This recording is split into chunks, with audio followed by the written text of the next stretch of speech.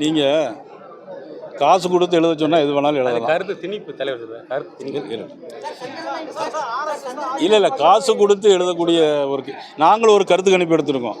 அதில் 234 தொகுதி எங்கள் கூட்டணி ஜெயிக்குன்னு வந்திருக்கு. அது உங்களுக்கு காட்டட்டுமா?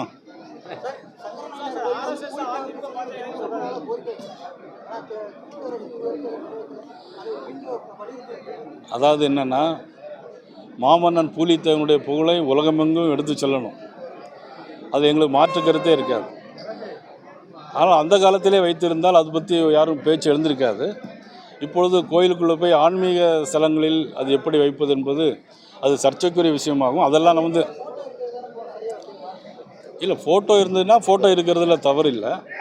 ஆனால் அது வந்து ஒரு எதுவும் ஆன்மீக சர்ச்சைக்குள் நுழைய வேண்டாம்னு நினைக்கிறேன். இந்த தேசிய ஜனநாயக கூட்டணி ஆட்சிக்கு வந்தால் இந்து அறநிலையத்துறையே இருக்காதுன்னு சொல்லியிருக்கீங்க. பாரதிய ஜனதா கட்சியினுடைய எங்களுடைய கொள்கை அறநிலையத்துறை வேண்டாம் என்பது தான். அறநிலையத்துறை இல்லாமல், ஏன்னா அறநிலையத்துறையில் பணத்தெல்லாம் எடுத்து அரசாங்கம் என்ன பண்ணுறாங்கன்னா, நாங்கள் நகையெல்லாம் எடுத்து உருக்குறோம் அப்படிங்கிறாங்க. எவ்வளோ நகை எடுத்தாங்க, எவ்வளோ உருக்குனாங்க, எங்கே போய் அதை பெருக்குனாங்கன்னே தெரியாது. அதனால தான் எங்களுக்கு வந்து அரசுடைய சொத்துக்கள் கோயிலுக்கே இருக்க வேணும் அப்படிங்கிறது.